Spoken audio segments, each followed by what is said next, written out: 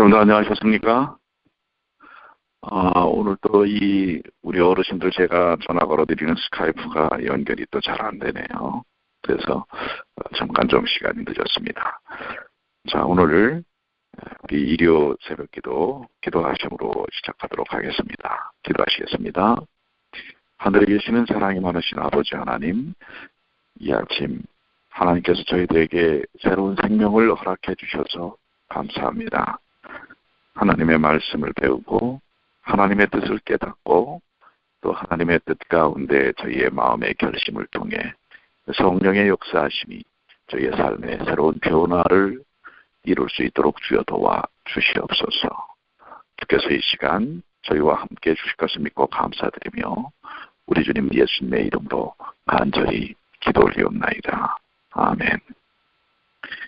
자, 오늘 여러분들이 갖고 계시는 과정책 제12과 이제 이번 기도 2과밖에 남지 않았죠. 참 시간이 빠르게 흘러가고 있습니다. 제12과 개혁, 끊어진 관계를 치유함. 이번 과정은 정말 우리가 다른 것들도 상당히 중요한 내용들이지만은 우리의 마음을 집중시켜야 할 그런 내용이 아닌가 이렇게 생각이 듭니다. 자, 기억절의 말씀 로마서 5장 10절의 말씀입니다. 곧 우리가 원수 되었을 때에 그의 아들의 죽으심으로 말미암아 하나님과 화목하게 되었은즉 화목하게 된 자로서는 더욱 그의 살아나심으로 말미암아 구원을 받을 것이니라. 로마서 5장 10절의 말씀입니다. 안교 활동반에 여러분들이 이제 이 내용들을 함께 나누실 텐데, 이 말씀들을 미리 좀 묵상을 하시고 생활을 통해서 경험을 하신 그 내용들을 함께 나누실 때 보다 더 은혜가 된다는 사실을 기억하시길 바라고요. 자, 오른쪽에 학습 목표 중에 깨닫기입니다. 깨어진 관계를 회복하여 성령의 충만한 임재를 준비하기 위한 성경의 교훈을 배운다. 우리 각자에게 깨어진 관계가 있을 수 있습니다. 없는 것 같지만 있을 수 있거든요. 그런 부분들을 우리가 어떻게 해소해 나갈지 상당히 중요한 문제라고 생각이 듭니다. 느끼기는 그리스도의 자비의 영으로 말미암아 용서의 마음을 가진다라는 것이고요. 해하는 것은 그리스도께서 죄인들을 용서하셨던 마음으로 우리를 괴롭히는 자들을 용서하는 것입니다. 용서받은 자들은 용서해야 하는 것입니다. 자, 우리 서론의 부분에는 오순절 이후에도 신자들끼리, 초대교회 신자들끼리 관계가 거꾸로 올 때가 있었다고 하는 것입니다. 사람이 사는 삶의 현장에는 이런 부분들이 있을 수 있다고 하는 것입니다. 지도자들과 신자들이 그와 같은 문제 속에 있을 때 어떻게 우리가 그것을 대처하고 해결해 나가는가. 이 원칙들이 오늘날 우리 교회는 매우 유용한 것입니다. 이 성경의 원칙들을 사용해서 갈등을 처리해 나갈 때 우리는 긍정적인 결과를 얻게 되는데요. 오늘 우리 그 깨어진 관계와 갈등을 어떻게 봉합하고 해결해 나가는지 말씀을 통해서 찾아보도록 하겠습니다. 특별히 이번 주에는 회복된 관계, 관계의 회복에 초점이 맞춰져 있습니다. 그리고 특별히 말보다는 우리가 살아가는 모습을 통해서 이 복음의 위대한 능력을 보여줘야 할 것입니다. 중요한 것은 사랑이 없으면 부흥과 개혁이 우리의 삶 속에서 적용되지 않는다고 하는 것입니다. 자, 그러면은 일요일 첫째 날입니다. 분열에서 우정으로 밑으로 오늘 내려가시면 깨어진 관계를 회복하고 분열을 극복하며 화합을 이룰 때 성령은 우리를 통해서 더 큰 일을 이루실 수 있다고 하는 것입니다. 그렇습니다. 분열된 상태에서는 성령의 역사를 함께 경험하기가 쉽지 않다고 하는 것입니다. 자, 우리 특별히 이 바울과 바나바가 선교 여행을 통해서 나타났던 모습이 있죠. 그들이 마가에 대한 것을 통해서 마가가 그 전 여행 가운데서 중간에 돌아가 버리고 말죠, 집으로. 그걸 통해서 바나바는 그래도 기회를 더 주어야 한다는 주장이었죠. 조카이기도 하고요. 네, 그러나 바울은 그러한 사람을 다시금 믿을 수 없다라고 하는 것입니다. 네, 이러한 일을 통해서 바울과 바나바, 마가 사이에 분열이 있습니다. 그래서 바울은 바울대로, 바나바는 마가를 데리고 이렇게 분리해서 나가게 됩니다. 사도들의 모습 속에 이렇게 분열된 모습들이 볼 수가 있습니다. 근데 그들 사이에 이 문제가 해소가 되어야 합니다. 그리고 결국에는 해소가 되지요.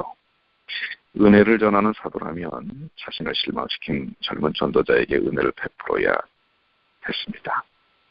용서의 사도는 용서할 줄 알아야 했습니다. 그러나 그 당시에는 그게 그렇게 되지는 못했죠. 그러나 궁극적으로는 이 바나바의 긍정적인 지도를 통해서 마가가 문제 요소였던 마가의 태도가 변화가 되지요. 그로 말미암아 바울도 그 이후에는 그런 그 고정관념을 계속 유지시키는 것이 아니라 나중에 바울의 마음도 크게 감동하고 이제 그 부분을 바꾸어서 이제 받아들이게 됩니다. 특별히 바울이 디모데와 골로새 교회 편지를 보면 바울과 마가 요한의 관계가 어떻게 개선되었는지를 볼 수가 있습니다. 성경에는 바울과 마가 요한이 화해한 사실을 간략하지만 분명하게 다루고 있죠. 마가를 바울이 믿는 동료로 받아들이는 것입니다. 바울은 마가 요한을 자신의 동역자로서 골로새 교회에 강력하게 추천을 하게 됩니다.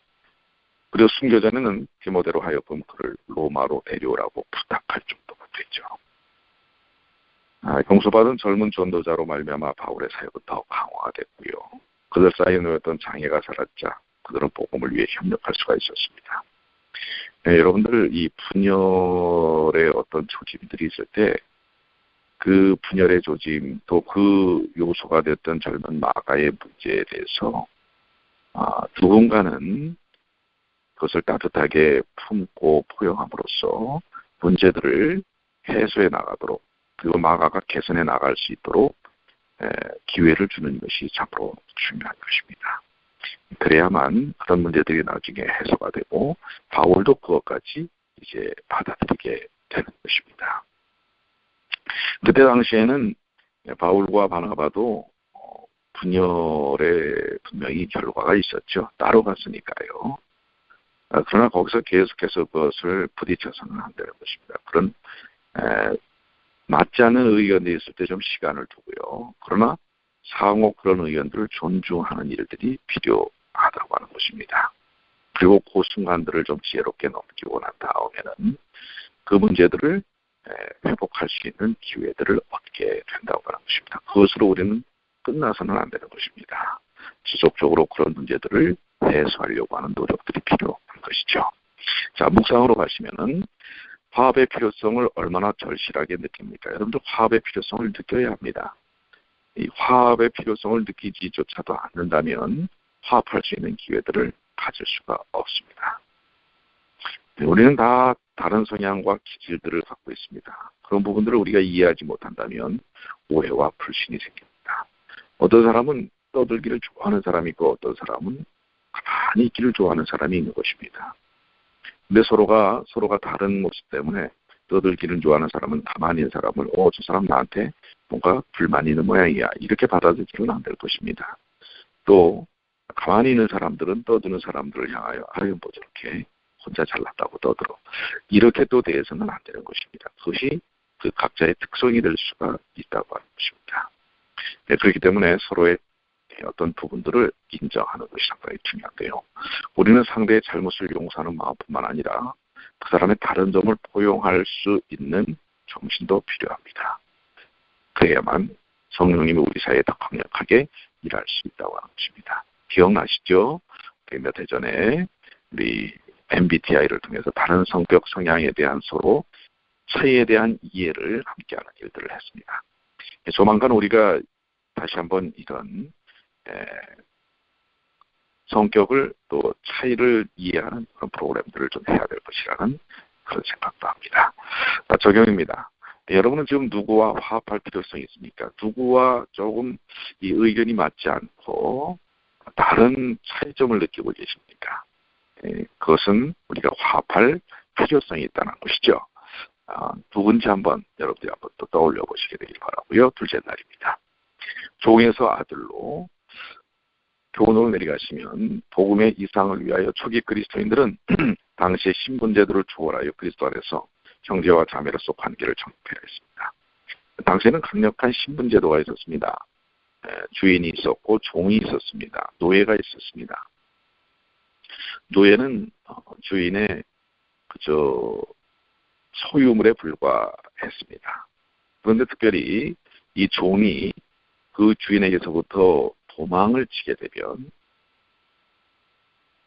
그것은 잡는 사람이 죽이든 또 주인에게 데려오든 그 모든 권한이 주어지는 것입니다. 즉 인격적으로 사람으로 대하지 않고 짐승이나 소유물로만 취급하는 것입니다. 심지어는 그 자리에서 그냥 죽여도 법적으로 책임을 지지 않는다는 사실입니다. 그렇게 무서운 계급 신분제도가 있었는데요. 여기 특별히 그리스도 교회 안에서 이런 부분에 대한 문제들이 발생이 되지요. 왜냐하면 그리스도인 중에서도 종을 소유한 사람들이 있었습니다. 물론 바울이 근본적으로 이 노예 제도에 대한 것을 인정하는 듯한 그 느낌을 받습니다. 그런데 바울이 노예 제도나 계급 제도를 인정했다기보다는 그것을 잘못 건드려 놓으면 그것이 미쳐지는 여파가 너무나 크기 때문에 사회의 어떤 체제 자체에 대한 도전으로 보기 때문에 복음을 증거하기가 어렵습니다. 그렇기 때문에 그 부분에 대한 지혜로운 어떤 접근이 필요했지요. 근데 그 가운데 특별히 주인에게서 도망친 그러면서 복음을 받아들인 오네시모라고 하는 노예를 만나게 되지요. 골로새에서 도망쳐왔죠. 그런데 이 오네시모가 알고 봤더니 골로새에 있는 빌레몬이라고 하는 그리스도인 도망친 노예였습니다. 빌레몬은 골로새 교회의 지도자였지요. 이 오네시모에게 사실은 도망친 노예이기 때문에 빌레몬이 똑같이 계급제도의 결과로 노예를 취급한다면 오네시모는 죽임을 당하거나 큰 고통을 당할 수밖에 없게 되는 것입니다. 그런데 바로 그 오네시모를 이제 사도 바울이 골로새에 있는 빌레몬에게 편지를 써서 종으로만 대하지 아니하고 그리스도의 사랑으로 이제는 형제요 자식으로 대할 수 있도록 요청을 하는 것입니다. 그리고 빌레몬에게 돌려보내죠. 도망자인 오네시모는 어디서도 그 신분 문제를 해결할 수가 없는 것입니다. 그러니 본질적인 주인에게로 돌아가서 그 주인과의 관계 속에서의 문제를 해결하도록 하는 것입니다. 그 일도 통해서 이제 빌레몬은 오네시모를 그리스도 안에서의 형제요 동역자로 받아들이게 됐죠. 이게 바로 그러나 그 당시 사회적인 인식 속에서는 불가능한 일입니다. 빌레몬이 그리스도인이었기 때문에 가능한 일이고요. 오네시모도 그리스도인이기 때문에 다시 죽을 걸 각오하고 주인에게로 돌아갈 수가 있는 것입니다. 그게 그리스도께서 주신 복음이요 사랑인 것입니다. 이 일을 통해서 훼손된 관계의 극적인 회복 그리고 변화된 삶 바로 예수께서 우리를 십자가를 통하여 죄의 종에서 우리를 가족으로 받아들여 주신 모습이 아니겠습니까? 자, 묵상으로 올라가시면 그리스도 안에서 동료 신자들과 함께 가족 같은 관계를 여러분 맺고 있습니까? 우리는 돈이 많거나 학식이 높거나 또 세상에서의 지위 권력이 높다 할지라도 그것이 교회 안에서의 어떤 계급을 형성해서는 안 되는 것입니다. 우리는 한 가족입니다. 서로 소중한 하나님의 자녀라는 사실이죠. 우리는 바로 그리스도의 피를 통하여 가족된 한 가족이라고 하는 사실을 기억해야 합니다. 적용입니다. 여러분이 그리스도 안에서 혈연 이상의 관계로 영접해야 할 사람은 누굽니까? 그런데 우리도 자칫 이런 부분에 좀 뭐라 그럴까요? 편견들을 가질 수가 있습니다. 예를 들어 어떤 지방에 대한 것, 또 아까 말씀드린 대로 이 사람들은 나보다 좀 잘 못 사는 사람이니까 뭐 이런 식의 또 인종에 관한 이런 의식을 갖고 있다면 어떤 면에서는 이거는 그리스도의 십자가의 구원의 의미를 저버리고 제대로 이해하지 못하는 부분이라고 생각이 됩니다. 자, 셋째 날입니다. 차이에서 보완으로 교훈으로 내려가시면 하나님은 우리에게 다른 은사를 주셔서 각자의 차이를 극복하고 서로를 보완하여 교회를 세우고 천국을 확장하도록 계획하셨다고 하는 것입니다. 차이를 극복하도록 하는 것입니다. 차이가 있지요. 다르다고 하는 것이지요. 그러나 이 다름을 서로 보완할 필요가 있다고 하는 것입니다. 우리가 앞에서 보았듯이 고린도 교회는 심각한 문제를 안고 있었어요. 서로의 이일감을 갖고 있었고, 그래서 바울이 부흥과 개혁을 위해 제시한 중요한 원칙들이 있었습니다. 교회 연합을 위해서는 다양한 일꾼들을 하나님께서 사용하신다고 하는 것입니다. 차이가 분명히 있지만 그 차이를 경쟁이 아니라 협력 관계로 우리를 부르셨다고 하는 것입니다. 여기 아주 중요한 말이 있습니다. 경쟁, 교인들끼리 경쟁해서는 안 됩니다. 경쟁하는 관계가 아니라 협력하는 관계라고 하는 것이지요. 더 중요하거나 덜 중요한 은사는 없습니다. 은사도 마찬가지예요. 다 소중한 것입니다. 그렇기 때문에 어떤 은사가 다른 은사에 대해서 경계심을 갖고 경쟁심을 가져서는 안 되는 것입니다. 서로 퍼즐처럼 보완적인 관계로 짜임새를 맞춰 나가는 것이라는 사실을 우리는 기억해야 합니다. 특별히 이 경쟁 관계에 있어서 우리가 정말 생각해 봐야 될 건 자꾸 비교하는 것입니다. 다른 사람과 비교하는 것입니다. 이 비교는 현명하지 못한 그리스도인의 정신입니다. 이 그리스도인의 정신이 아니죠. 자꾸 비교하도록 하는 것입니다. 누구와 누구를 비교하고 나와 누구를 비교하고 나는 이런데 그 사람은 이렇다.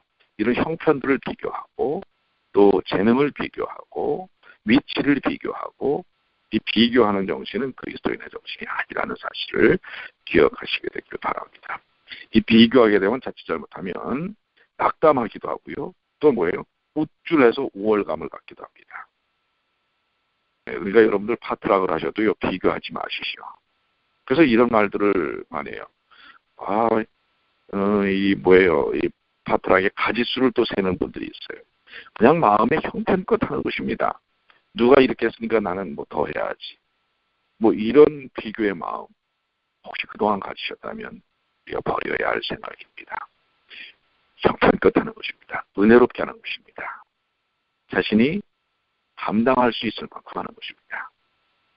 누구 때문에 더 하고 누구 때문에 덜 하고 누구 눈치 보고 이것은 우리가 십자가 안에서 자유함이 있어야 할 그리스도인으로서 가져야 될 모습이 아니라고 하는 것입니다. 여러분 기억하십시오. 경쟁하거나 비교해서는 안 됩니다. 이것이 연합을 해치는 것입니다. 자, 묵상으로 올라가시면 여러분은 동료 신자와 자신을 비교할 때 어떤 마음이 듭니까? 두 가지 마음이죠. 낭망하거나 우쭐하거나. 그러나 둘 다 의미가 없는 것이죠. 우리는 서로 도움을 주고 보완하고 서로 돕도록 하는 보완적 관계라고 하는 사실을 기억해야 합니다. 자, 적용인데 교회 안에서 비교의식을 극복하려면 어떤 생각이 필요합니까? 어떤 생각이 필요할까요? 일단 겸손해야지요. 그리고 서로를 소중하게 여기는 사랑이 필요합니다. 넷째 날입니다. 마찰에서 용서로 밑으로 내려가시면 교훈입니다. 우리가 전혀 자격이 없을지라도 하나님의 우리를 용서하시고 우리와 화목하신 것처럼 우리도 우리에게 잘못한 사람들에게 그렇게 해야 합니다. 예, 사실 우리는 자격 없는 우리를 하나님이 용서하신 거거든요. 그렇죠? 자격이 있기 때문에 용서받을 자격이 있어서 여러분과 제가 용서받은 게 아닙니다. 마찬가지로 여러분들이 다른 사람들을 용서하는 것도 그 사람이 여러분에게 어떤 자격을 갖고 있기 때문에 그 사람들을 용서해 주는 것이 아닙니다. 그래 당신이 그렇게 했기 때문에 내가 용서해. 반대로 얘기하면 당신은 그렇게 했기 때문에 용서할 수 없어. 이런 얘기입니다. 이래서는 안 된다는 것이죠. 이 용서란 무엇인가가 아주 자세히 이번에 그 내용 가운데 설명이 되어 있는데요. 자, 여기 용서의 성경적 본질을 이해해야 되는데요. 첫 번째, 그리스도는 주도적으로 우리를 화해하고 계신다는 사실입니다. 하나님의 인자하심 때문에 우리가 용서받은 거예요. 우리 자격이 있어서가 아니죠. 예. 그래서 로마서 2장 4절에 우리를 인도하여 회개에 이르게 한다라고 하는 말씀. 우리가 아직 죄인 되었을 때 그리스도 안에서 우리는 하나님과 화해하게 되었어요. 그리스도 때문에 그런 것입니다. 화해를 만족시키는 것은 우리의 회개의 자백이 아닙니다. 우리가 뭘 했기 때문에 우리가 하나님과 화해된 것이 아니에요. 그리스도의 십자가의 죽음만이 있기 때문에 그렇습니다. 우리가 할 일은 그분이 우리를 위해 하신 일을 그저 받아들이는 것입니다. 마찬가지로 우리도 다른 사람들을 용서할 때 그 용서의 자격은 뭔지 아십니까? 그리스도의 십자가예요. 그 사람들이 이걸 받아들일 수 있어야만 내가 용서하겠다. 그런 분들 많아요. 어떤 부분들을 화해하러 갔는데 상대방이 그것을 받아들이지 않아요. 그래서 더 화를 내고 더 싸우고 와버려요. 그건 진정한 용서의 정신이 아닙니다. 상대방의 반응이 어떠하든 간에 그저 내가 화해하는 것입니다. 그게 그리스도의 정신이에요. 어떤 것을 기대하지 마세요. 내가 이렇게 하면 상대방이 받아들일 것이다. 안 받아들이면 나도 안 해. 그건 예수께서 우리에게 보여주신 모습이 아닙니다. 주님은 우리가 회개하든 안 하든 우리를 용서하셨어요. 그게 바로 우리가 다른 사람을 화목해 해야 할 이유고 용서케 해야 할 이유인 것입니다. 그런 자복은 무엇인가? 우리에 대한 하나님의 태도를 변화시키기 때문이 아니라 오히려 하나님께 우리의 태도를 변화시키는 것입니다. 우리가 왜 자백을 하는가? 하나님이 우리를 용서하셨기 때문에 이제 우리가 바뀌는 거예요. 하나님의 은혜를 통해서. 죄를 회개하고 자백하도록 깨우쳐주는 성령의 능력을 그런데 굴복할 때 바로 우리는 변화를 경험하게 되는 것입니다. 자, 용서란 우리의 영적 온전함을 위해서도 매우 중요하지만은 우리에게 과오를 행한 자들이 비록 용서받을 자격이 없다 하여도 그들을 용서하지 못하는 마음은 그들보다 훨씬 나에게 많은 상처를 줍니다. 즉 상대방이 어떤 내가 원하는 대로 움직여주지 않을 때 용서를 안 하잖아요. 그러면 상처는 내가 더 받는 것입니다. 그러니까 여러분들 용서란 십자가 때문에 주님 때문에 하는 것입니다. 그 사람 때문이 아니라 주님 때문에 그를 용서하게 되는 것입니다. 자, 묵상으로 올려가시면 여러분의 마음은 그리스도의 용서의 정신으로 젖어 있습니까? 이게 상당히 중요하죠. 그리스도의 용서의 정신으로 젖어 있을 때 우리는 용서하게 되는 것인데요.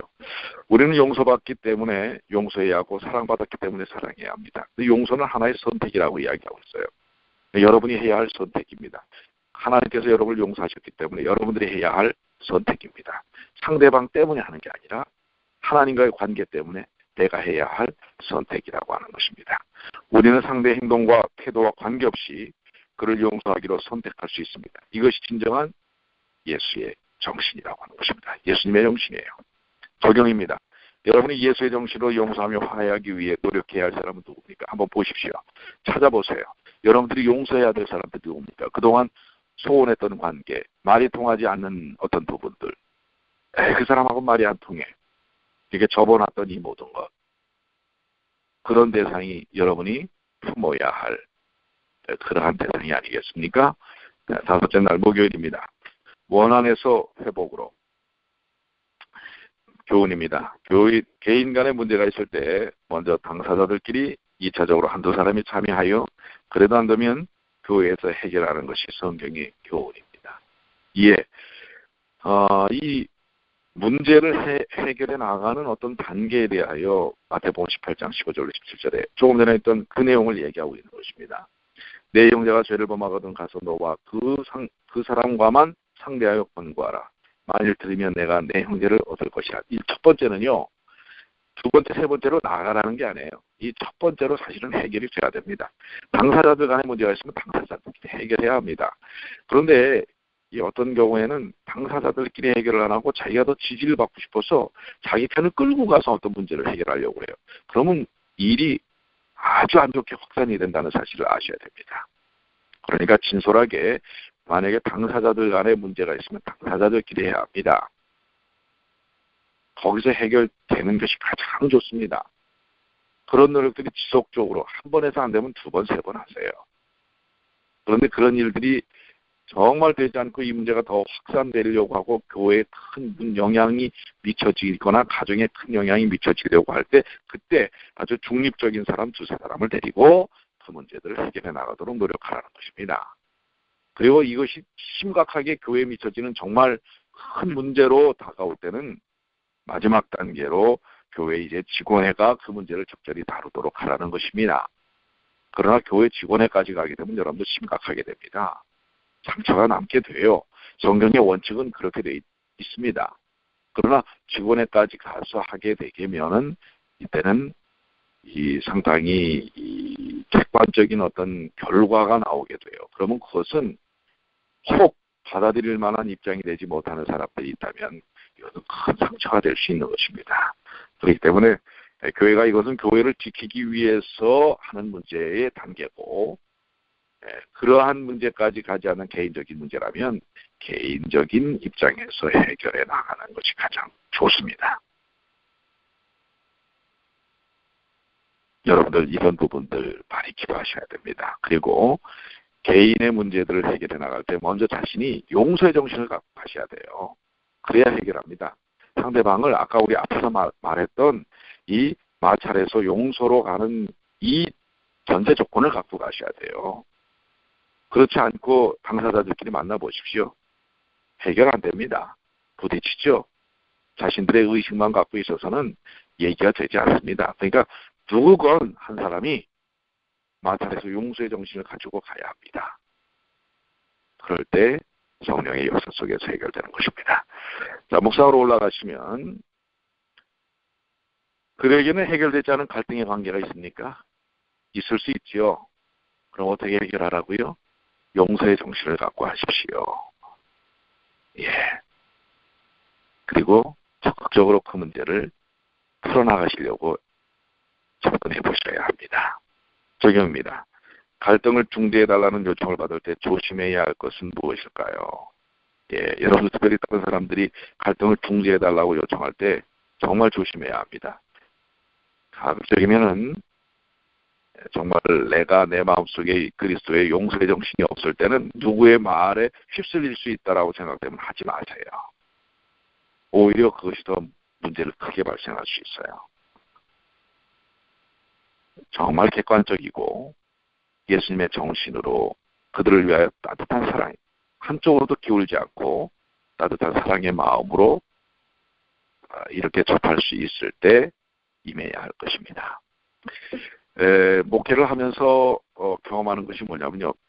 교인 개개인의 문제 갈등을 자칫 잘못하면은요, 이게 누구에게까지 확산되자면 교회 전체뿐만 아니라 최종적으로 이제 목사에게까지도 옵니다. 그래서 어느 쪽 편에도 설 수 없죠. 또 서서도 안 돼요. 그 기도하고 해야 되는데 결국 아주 심각한 개인적 문제가 결국에 종국에 와서는 목사가 이 책임을 질 수도 없으면서 책임을 떠안게 되는 경우들도 있어요. 여러분들 그렇게까지 되지 않도록 해야 합니다. 개인의 문제를 정말 기도하는 마음으로 개인적으로 해결하셔야 됩니다. 그렇다고 목회자가 피하겠다는 게 아니에요. 목회적 관점으로 접근해야 됩니다. 그것은 기도하고 사랑으로 말씀을 통해서 그리고 또 여러분들 대개 이 개인의 문제에 목회자를 끼워넣을 때가 있어요. 그럴 때 여러분들 정말 배제해야 할 정신이 있어요. 그것은 뭐냐면 목회자를 자기 편으로 만들려고 하지 마세요. 그러면 목회자는 양쪽에서 다 이제 문제가 되는 적이 되고 맙니다. 왠 줄 아세요? 목회자를 끌어들일 때, 아니 목회자가 아니라 다른 사람을 끌어들일 때도 자기 편이 되어주기를 기대하고 끌어들이면 그 사람에게서부터도 실망을 느끼게 돼요. 왜냐하면 객관적인 어떤 그게 돼야 되는데 예를 들어서 예를 들어 목사가 그 문제에 끼어들었어요. 목사는 중립을 유지할 수밖에 없어요. 그러니까 어떤 편에도 들지 않습니다. 들을 수가 없어요. 그렇게 되면 서로가 뭐라고 생각하는 줄 아십니까? 아, 목사님은 상대편 편이야. 이렇게 오해를 합니다. 그래서 나중에 보면요, 양쪽에서 다 공격을 해요. 여러분, 목회자나 장로님이나 교회 지도자들 이런 위치에 사용하려고 하지 마십시오. 목회자나 교회 지도자들이 여러분의 문제를 해결해 주기를 원한다면 그들의 성령의 충만함을 인정하십시오. 그리고 그들의 지도를 받으려고 생각하세요. 지지를 받으려고 하지 말고 지도를 받으려고 생각하십시오. 그래야 서로가 은혜롭게 해결됩니다. 아니면 정말 회개하고 헌신하는 마음으로, 용서의 마음으로 상대와 그 문제를 해결하시길 바랍니다. 그래야만 그 문제가 풀리는 것입니다. 자, 이렇게까지 얘기를 하는데도 나중에 뭐예요? 꼭 지지를 받으려고 하는 분들 계세요. 그런 분들 오늘 이 말씀의 공과를 잘 묵상하시게 되길 바랍니다. 교회 지도자들에게는 지지를 받으려고 하지 마시고 지도를 받으려고 생각하세요. 그래야만 문제가 해결됩니다. 그리고 무엇보다도 누구의 지도를 받으셔야 되면 성령의 지도를 받으세요. 그래야만 그 귀한 문제의 갈등들이 해소된다는 것 기억해 주시기 바랍니다. 자, 오늘 아주 중요한 부분들을 우리가 함께 말씀을 나누었는데요. 이제 다가오는 한 주 동안 하루하루 깊이 있게 이 말씀들을 여러분들 접근해 나가시게 되기를 바라고요. 지금 오늘 열린 기도는 좀 하기가 어렵습니다. 왜냐하면 지금 스카이프가 지금 이쪽에 중단이 돼갖고 끊어져 있어요. 그래서 지금 접근이 안 되고 있는데요. 그러다 보니까 지금 제가 이 오픈을 할 수가 없습니다. 이 지금 방송 자체를. 그래서 오늘은 말씀만을 나누고요. 여러분들 각자 개인 중보 기도를 해주시게 되길 바랍니다. 그래서 요즘 이 환절기가 돼서 그런지 이 회사들이, 통신회사들이 이 문제가 참 많네요. 우리 제 컴퓨터나 이 안에서의 시스템의 문제가 아니고 이 통신회사 자체들이 지금 약간의 문제들이 좀 있습니다.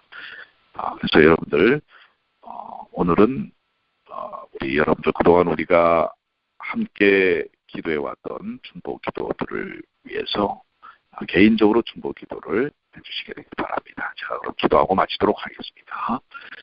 하늘에 계시는 사랑이 많으신 아버지 하나님, 주님의 귀하신 은혜를 감사합니다. 오늘까지 주신 말씀들이 너무나 은혜롭습니다.